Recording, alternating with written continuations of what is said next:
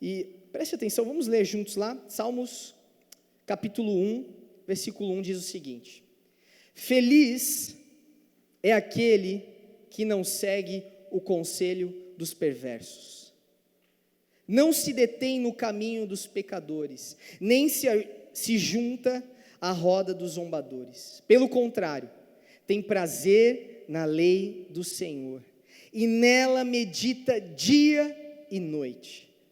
Ele é colocado à beira de um rio como uma árvore plantada, que dá seu fruto no tempo certo, suas folhas nunca murcham, e ele prospera em tudo que faz.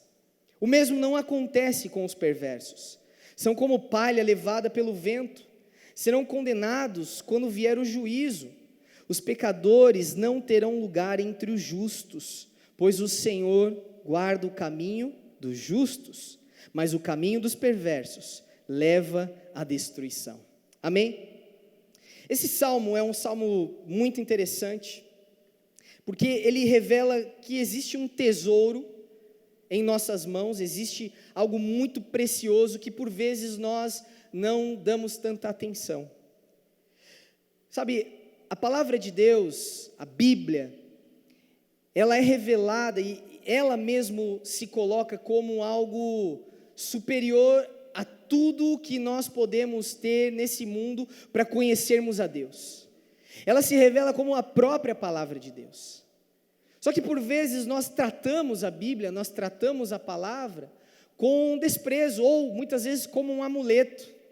Quantas vezes nós já entramos em algum lugar e vemos lá nesse lugar uma Bíblia aberta como uma forma de decoração, como uma forma de uma crença, uma mística de que aquela Bíblia aberta num determinado salmo vai criar um campo magnético espiritual de defesa, de proteção, e todo mal olhado ou todo espírito ruim vai de alguma forma ser espantado por causa desse campo magnético. E talvez as pessoas tenham essa crença, esse entendimento. E isso exatamente, ter esse entendimento, essa visão da palavra de Deus, é o que nos enfraquece quando o assunto é conhecer mais de Deus, quando o assunto é viver de fato a vontade perfeita, boa e agradável de Deus. E nessa noite eu quero exatamente trazer essa preciosidade que é a palavra de Deus, essa preciosidade, essa pérola, esse tesouro que nós temos em nossas mãos, e que muitos de nós têm de várias e várias e várias versões, mas que por vezes não sabemos manejar, usar ou dar o devido valor. Então o salmista aqui, nesse salmo, ele começa o livro de Salmos dizendo: feliz, feliz. Uma palavra tão perseguida, um desejo que está em todos os corações. Se você perguntar para muitas pessoas na rua, por exemplo, o que ela desejou para esse ano de 2020, talvez o que você mais vai escutar: eu quero ser feliz, eu quero felicidade. E o salmista aqui, ele está trazendo que a felicidade, ou bem-aventurado, como outras traduções vão trazer, ou ainda aquele que tem êxito, sucesso, é aquele que não segue o conselho dos perversos, é aquele que não se detém no caminho dos pecadores, é aquele que não se junta à roda dos zombadores. O salmista, ele traz uma associação da felicidade com 3 atos, 3 atitudes. Então ele começa agora a desenhar para nós um contraste, uma comparação, uma diferenciação, porque esse salmo de fato, ele tem uma expressão de fé, é uma profissão de credo. Eu acredito que aqueles que pertencem a Deus são vencedores. Ele nos mostra que para que nós possamos ser felizes, para que nós possamos alcançar esse desejo do nosso coração, existe um compromisso que precisa ser feito, e esse compromisso é não seguir o conselho dos pecadores, esse compromisso é não se deter no caminho de pecadores, de perversos, e não se juntar na roda dos zombadores. É necessário fazer esse compromisso, e aí ele vai trazendo ainda mais profundo essa comparação. Pelo contrário, além de, para ser feliz, não ter que fazer essas coisas, tem que fazer outra coisa. É o contrário. Se você quer ser feliz, além de deixar de estar ouvindo o conselho do perverso, além de estar seguindo os malfeitores, você precisa fazer outra coisa. Você precisa achar um outro ponto. E qual é esse ponto? Ter prazer na lei do Senhor. Encontrar prazer na palavra de Deus. Porque quando nós de fato encontramos o prazer que está na palavra de Deus, e esse prazer é o prazer de nos debruçarmos, de nos deleitarmos, de buscarmos, sabe, de encontrar, assim como aquele homem que Jesus diz na parábola, que encontrou um terreno, e ele, naquele terreno tinha uma pérola preciosa, ele vende tudo que tinha para possuir aquele terreno, para comprar, para ter aquela pérola. Esse é o intuito, esse é o impulso do coração que o salmista está querendo dizer, o impulso de buscar com prazer. E além de buscar com prazer, além de encontrar esse prazer, ele diz meditar. Ele fala que é necessário meditar dia e noite. Pastor, isso significa então que eu tenho que comprar uma Bíblia de bolso, estar com ela toda hora, lendo, meditando? Você não é proibido de fazer isso. Se você sente vontade de fazer isso, fique à vontade. Mas quando o salmista diz dia e noite, ele está dizendo que recorrentemente vai a essa fonte, constantemente está indo beber dessa água, constantemente está indo comer desse alimento, constantemente está indo se deleitar, buscando as palavras escritas nesse livro. E aí ele traz uma figura muito interessante, a figura de que essa pessoa, que além de rejeitar os perversos, além das suas atitudes, não está associada a perversão, aos zombadores, que está na palavra de Deus, essa pessoa, ela é colocada, ela é plantada. Nenhuma árvore se planta sozinho, amém? Nenhuma árvore fala, vou escolher ficar aqui, o que eu quero crescer na minha vida. Não, a árvore é colocada. E Davi aqui ele está dizendo que Deus, a partir do momento em que nós estamos inclinados com o nosso coração, se deleitando na sua palavra, inclinados em meditar dia e noite nessa palavra, essa atitude, esse nosso coração sedento, nos faz ser colocados ao lado de um rio, de águas correntes, onde a água é abundante, onde a água é constante, é um rio de águas vivas, e ali aquela árvore, ela se deleita naquelas águas, e por causa desse deleite, por causa dessa busca, por causa dessa irrigação, ela dá fruto do tempo certo,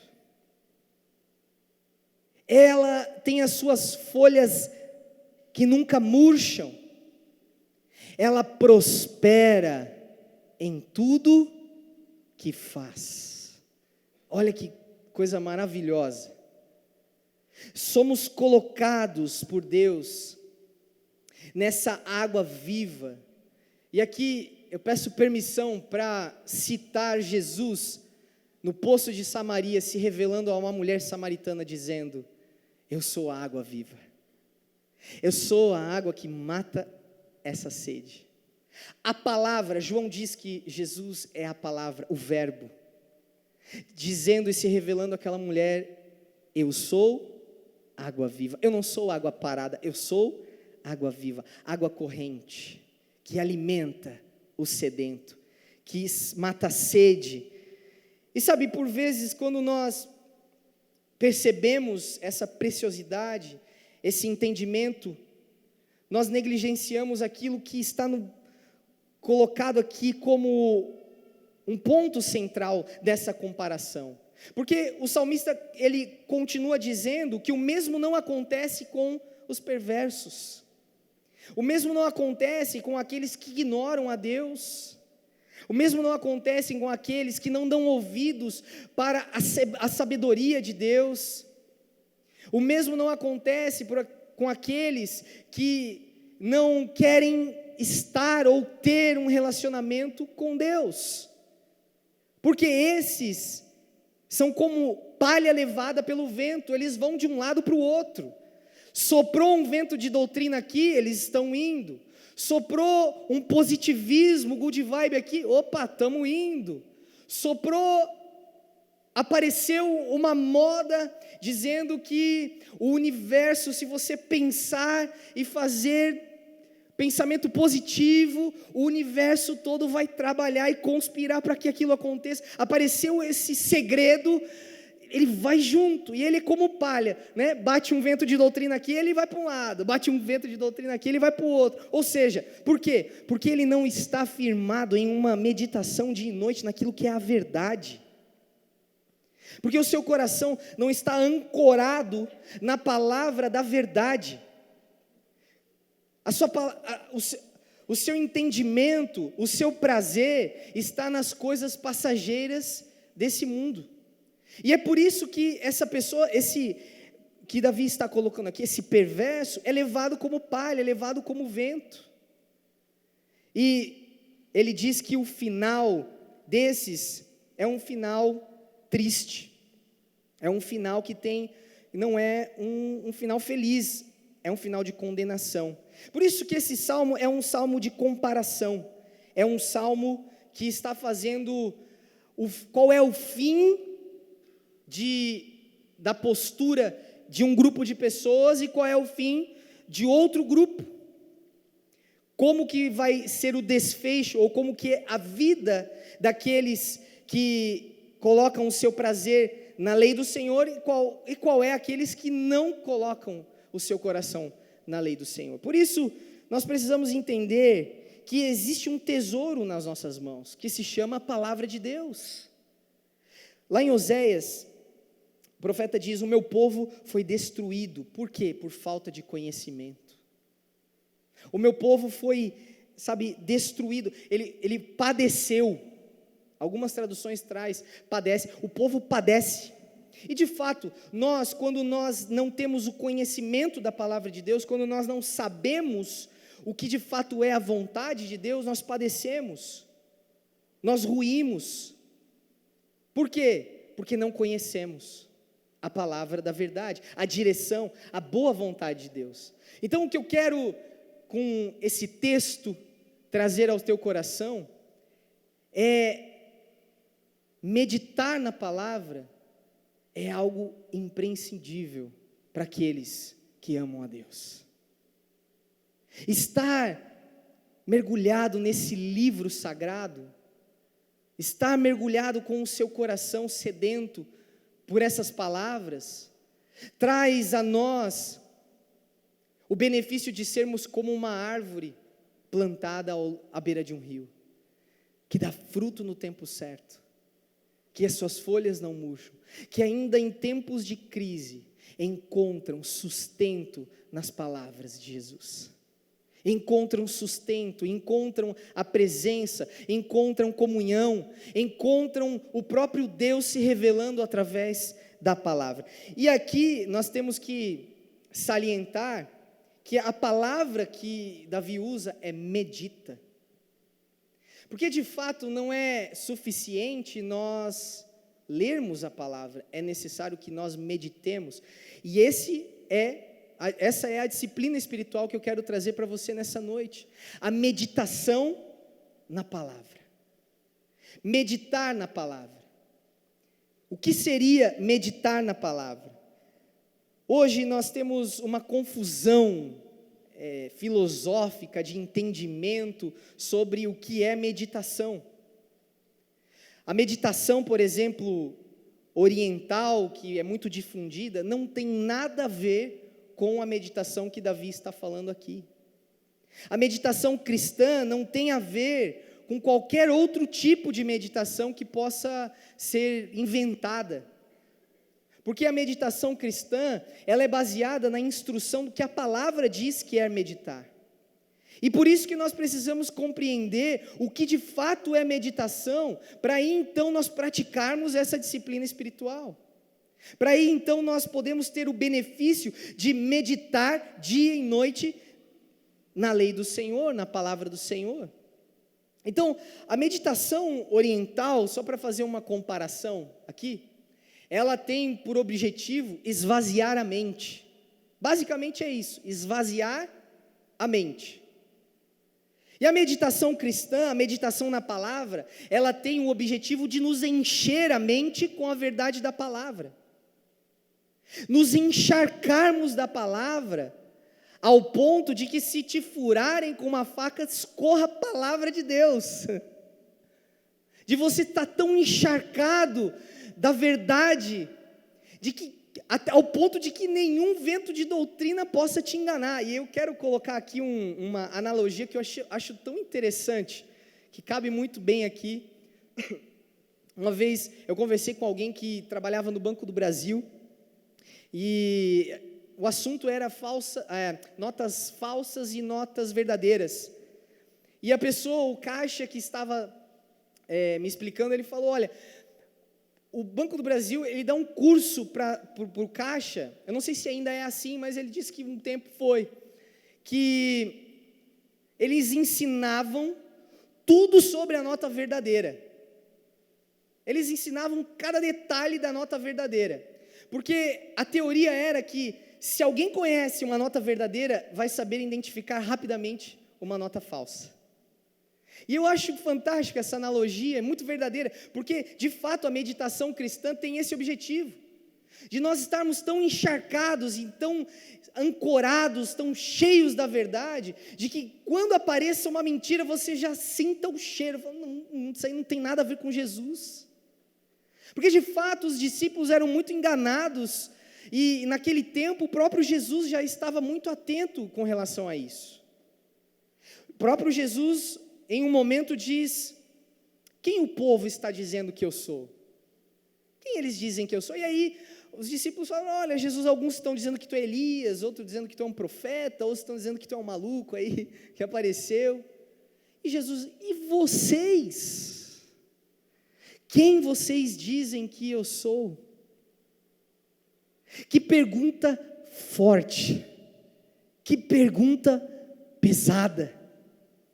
Jesus estava tentando identificar nos discípulos se aquela convivência com o próprio Deus, a expressão exata de Deus, estava surtindo efeito na vida deles ao ponto de eles reconhecerem de fato que Jesus era o Filho de Deus.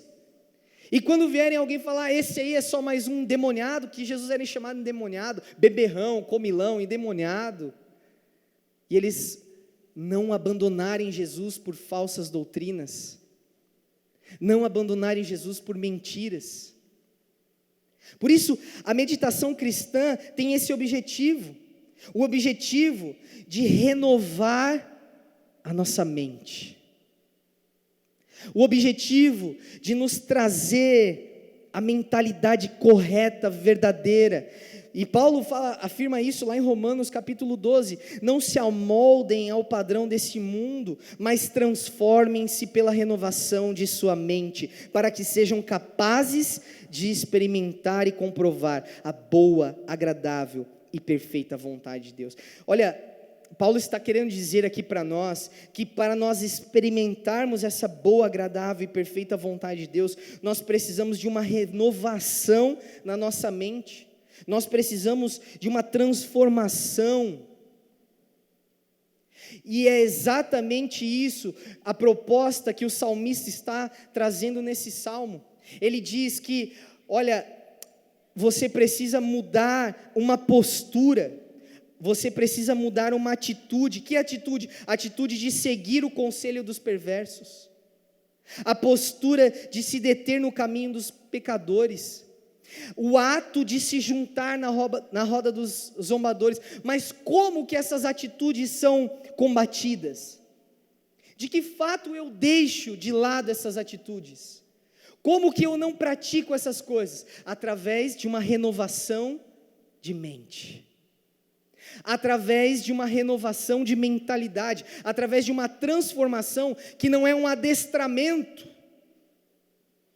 uma transformação que não é eu não posso isso, eu não posso aquilo, não, uma transformação que acontece na mente e no coração, uma transformação que acontece quando nós buscamos de fato, quando nós mergulhamos com prazer e meditamos na palavra de Deus, na verdade, que nos transforma, que nos liberta. Porém, a meditação na palavra, ela exige de nós tempo e dedicação. Não é possível meditar na palavra de Deus às pressas. Não é possível meditar na palavra de Deus sem entregar de fato o coração, porque meditar na palavra não é ler uma porção de versículos. Pastor, mas você não sabe, você não conhece minha vida, pastor, você fala isso porque você não sabe qual é a minha rotina. Eu tenho uma vida louca, eu corro da hora que eu acordo, a hora que eu me deito, é uma correria frenética, eu tenho muitas tarefas, muitos afazeres, muitas coisas, e aí eu apelo ao seu coração, o exemplo de Jesus, que também tinha essa agenda frenética de curar as pessoas, de pregar a palavra, de viajar, de expulsar demônios, mas ainda assim tirava um tempo a sós de meditação na palavra, em oração. E eu me lembro muito bem o conselho do apóstolo Paulo aos Filipenses, dizendo que a nossa postura deve ser essa mesma, de que nós precisamos dar atenção à meditação na palavra, como Jesus dava, de que se você está fazendo tudo menos meditar na palavra, eu sinto dizer para você, mas você está fazendo um monte de coisas que Deus não pediu para você fazer, coisas que não são eternas.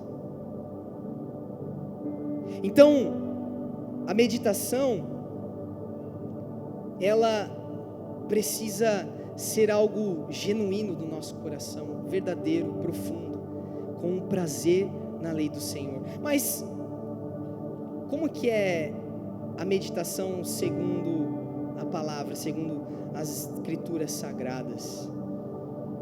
Meditação é a capacidade de ouvir a voz de Deus e obedecer a sua palavra. Meditar é você ler a Bíblia, ler a palavra e encontrar nela a voz de Deus. Uma vez, certa pessoa perguntou: pastor, como eu posso ouvir a voz de Deus audivelmente? Como faz para ouvir Deus falando audivelmente? Aquele pastor disse o seguinte: leia a Bíblia em voz alta, e aí você vai ouvir Deus falando audivelmente, porque de fato a Bíblia é a palavra de Deus.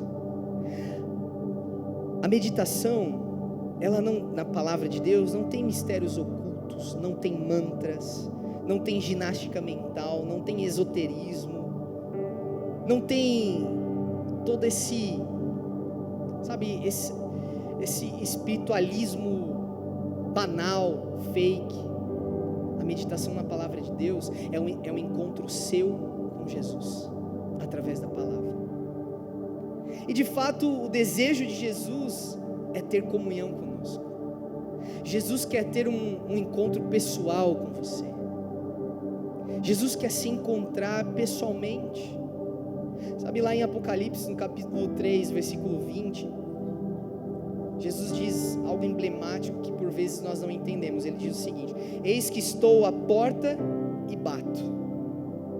Se alguém ouvir a minha voz e abrir a porta, entrarei e cearei com ele e ele comigo. Sabe para quem Jesus está dizendo isso? Para mim, para você. Ele bate a porta do nosso coração porque o desejo dele é ter comunhão conosco. O que ele está dizendo aqui não é para aquele que não conhece a Jesus, é para aquele que já conhece a ele. O desejo de ter comunhão, de sentar à mesa.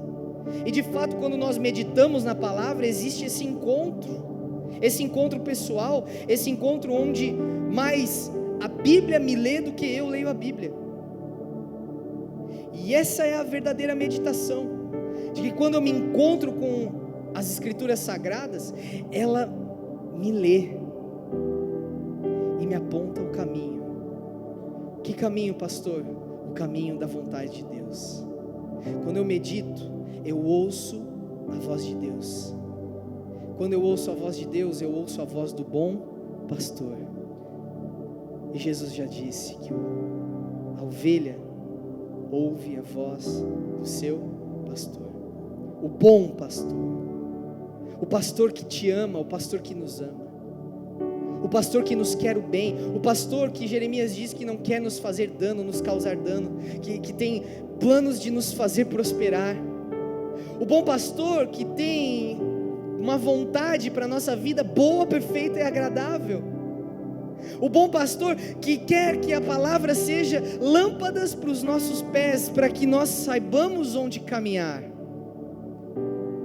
O bom pastor que dá a direção para verdes pastos, para águas tranquilas. Nós ouvimos a voz do bom pastor dizendo: não tema, ainda que você se sinta, ainda que você esteja num vale sombrio de morte, não tenha medo, porque eu estou contigo. E nós ouvimos essa voz do bom pastor quando nós vamos à palavra e meditamos nela. Esse é o efeito, essa é a intenção, essa é a direção da palavra de Deus quando ela diz que e nos convida a meditarmos na palavra dia e noite e encontrarmos o prazer de meditar nessa palavra. O fato é que nós podemos estar deixando de lado esse aspecto fundamental, primário da vida cristã. Quando nós negligenciamos a meditação, quando nós negligenciamos a palavra de Deus, quando nós queremos ou tentamos viver um cristianismo divorciado da palavra, nós vivemos escassez, nós vivemos sedentos, perdidos. E muitos de nós talvez não estamos tendo encontros diários com Jesus através da palavra. E a triste realidade é que nós não teremos acesso à vontade de Deus de maneira plena. Nós nunca iremos saber a vontade de Deus se nós não buscarmos a sua palavra, que é a verdade. Fora da Bíblia você não vai encontrar a vontade de Deus. Há 500 e alguns anos, um ano atrás, houve o que nós chamamos de reforma protestante, porque a igreja estava caminhando para um caminho onde a palavra já não era mais o fundamento, desobedecendo a ordem de Jesus de que a igreja deve ser edificada no fundamento posto pelos profetas e pelos apóstolos. O que isso significa? De que nós, como igreja, precisamos caminhar fundamentados no Antigo e no Novo Testamento, nos profetas e nos apóstolos. Então houve uma revolução de homens piedosos, onde o cume foi com um homem chamado Martim Lutero, onde ele pregou 95 teses na porta da igreja, conclamando que nós deveríamos voltar para a palavra, que nós deveríamos estar firmados na palavra, de que nós precisamos reconhecer a autoridade máxima na nossa vida, a palavra de Deus. Ela é a autoridade. E lá nessa revolução foram criados 5 solas. Um deles é sola escritura. Sola traduzido como somente. Escritura é a escritura, somente a escritura. Martim Lutero foi pressionado firmemente, fortemente a se retratar, acusado de heresia, de um herege. Muitos outros antes dele foi queimado na fogueira por estar buscando a autoridade bíblica que norteia a nossa vida. E olha a frase que Martim Lutero disse quando ele foi fortemente pressionado a se retratar. Ele diz o seguinte: a menos que eu esteja convencido pela Escritura Sagrada, eu não posso me retratar, pois minha consciência é cativa da palavra de Deus, e agir contra a consciência não é certo nem seguro. Aqui estou, Deus me ajude. Que coisa maravilhosa. Nós encontramos aqui um homem que estava completamente ancorado com a sua consciência na palavra de Deus. Alguém que diante de autoridades que tinham poder para feri-lo ali mesmo, não hesitou em permanecer na Sagrada Escritura. A menos que a Bíblia me convença ao contrário, a menos que a verdade, a menos que a Escritura, que moldou a minha consciência, que moldou minha forma de pensar, que moldou, que me transformou, a menos que ela me convença, eu não me retratarei. Essa deve ser nossa postura como cristão. Quando confrontados acerca, muitas vezes do nosso trabalho, sendo pressionados a mentir, sendo pressionados a fazer corrupções ou várias outras coisas, ameaçados, nós precisamos nos lembrar de que a verdade de Deus, ainda que nos possa levar para uma fogueira, ainda assim é o que nos rege, é o que nos direciona, é o que nos traz firme fundamento de estar agradando e tendo uma comunhão com Deus. É impossível conhecer Jesus sem a Bíblia. É impossível ter relacionamento com Deus sem a Bíblia. Pastor, mas como assim? Para concluir, eu quero ler com você que Paulo escreve aos Romanos no capítulo 10, acerca dessa verdade profunda.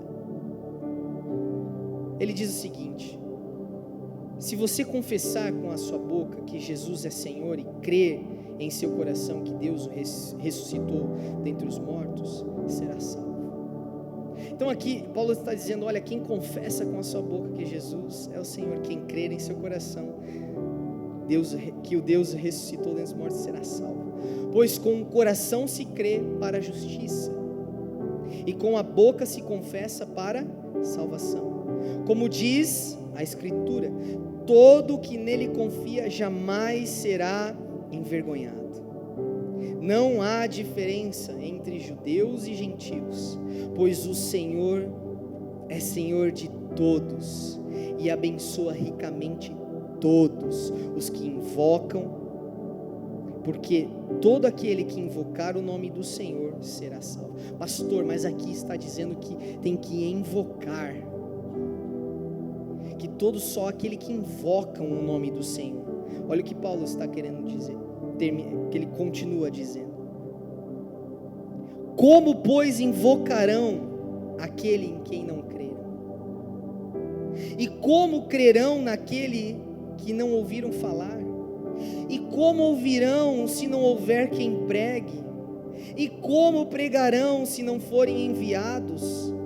Como está escrito: como são belos os pés dos que anunciam boas novas.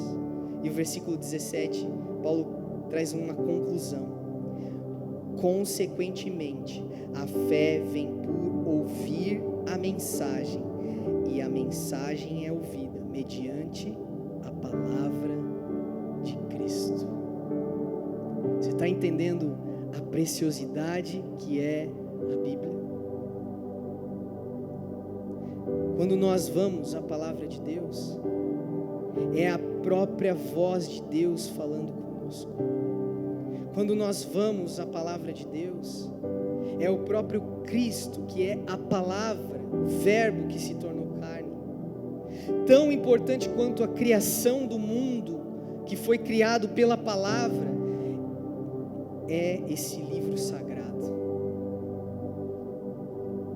que se denomina Palavra de Deus. Ele nos traz a revelação que nós precisamos, que nós carecemos da verdade. E essa revelação da verdade nos faz conhecer a verdade. Essa revelação, ela não vem pela simples leitura, ela vem através do Espírito Santo, ela vem através do próprio autor, de que quando nós sentamos para meditar nessa palavra, de que quando nós buscamos essa palavra, o próprio Espírito Santo nos traz revelação do conhecimento, e essa revelação do conhecimento nos traz libertação, liberdade.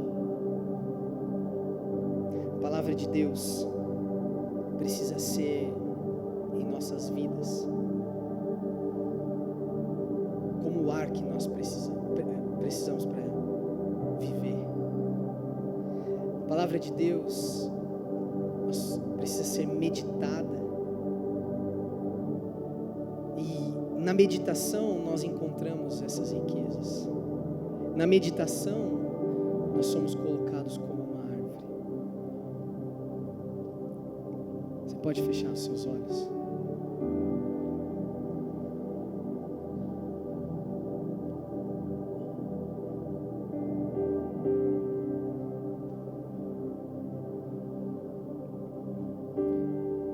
Deus nos deixou um livro. Deus nos deixou algo precioso para que nós possamos ser conduzidos pela sua voz. E o cristianismo está baseado em tudo que se encontra escrito nesse livro. Muitas vezes a sua falta de entendimento,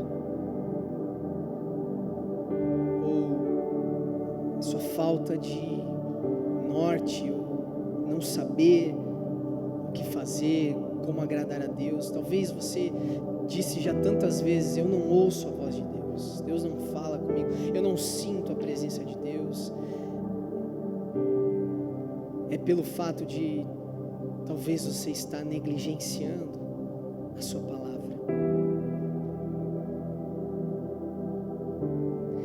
Um verdadeiro relacionamento com Jesus está totalmente ligado com a sua palavra. E o que eu quero que você perceba nessa noite, que nós temos um tesouro em nossas mãos, que nós temos um livro precioso, a qual nós podemos meditar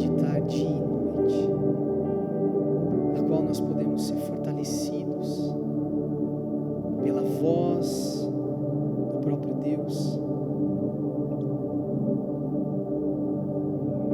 Meditar na palavra de Deus é descobrir o quão maravilhoso Deus é conhecer a vida do próprio Deus que andou nessa terra, do próprio Deus que deixou a sua glória, veio a esse mundo sendo um servo, sofredor, serviu, amou, anunciou as boas novas.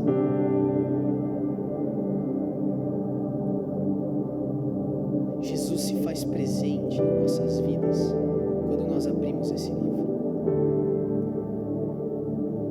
e nós precisamos resgatar no nosso coração o prazer e o amor por esse livro, por esse livro sagrado. Por isso, se você deseja nessa noite um amor ardente, um amor verdadeiro, profundo pela palavra de Deus, eu queria que você se colocasse em pé no seu lugar. Se você deseja da parte de Deus um amor pela Bíblia Sagrada, se você deseja meditar nessa palavra, fique em pé, vamos orar juntos.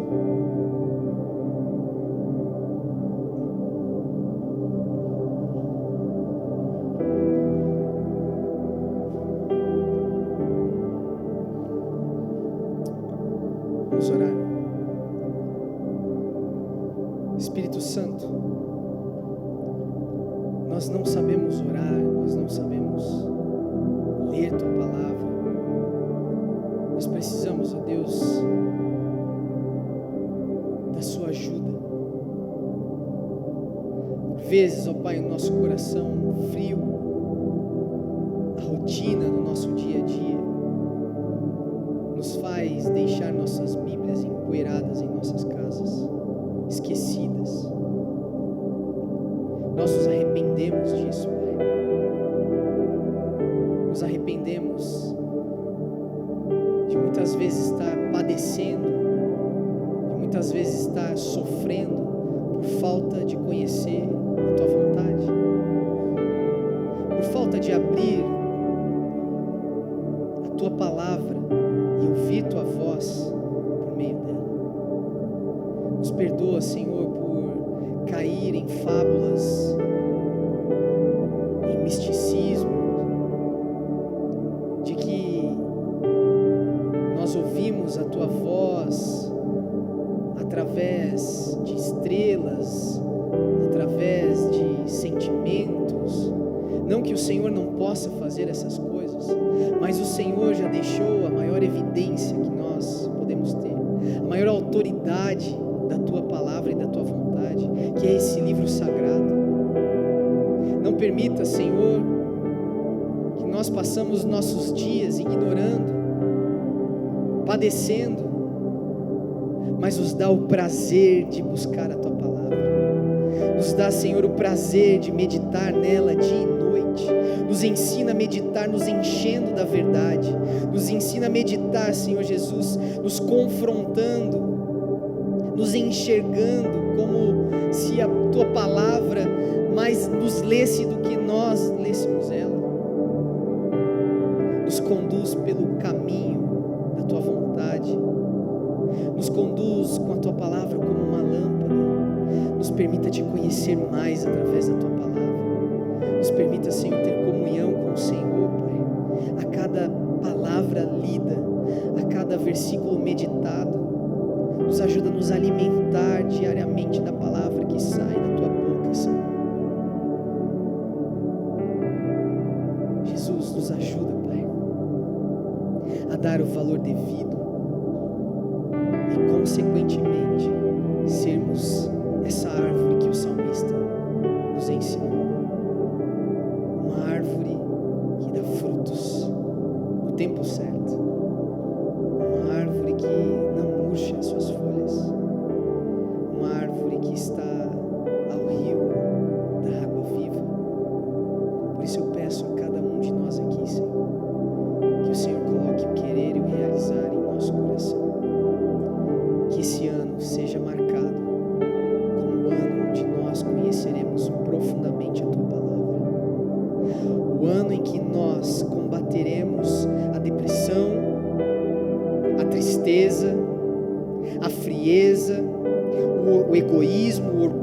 mediante a meditação na Tua Palavra, onde os encontros com a Tua Palavra serão transformadores em nossa vida, serão encontros cheios da Tua presença, cheios do Espírito Santo. Esse ano será o ano onde a Tua igreja buscará a verdade da Tua Palavra. E assim como Lutero disse, nós não retrocederemos enquanto a Tua Palavra não nos convencer. Nós não seremos levados de um lado para o outro por falsas doutrinas, porque estaremos ancorados em Tua verdade. É assim que nós oramos, no nome de Jesus. Amém e amém. Você pode dar uma salva de palmas a Jesus.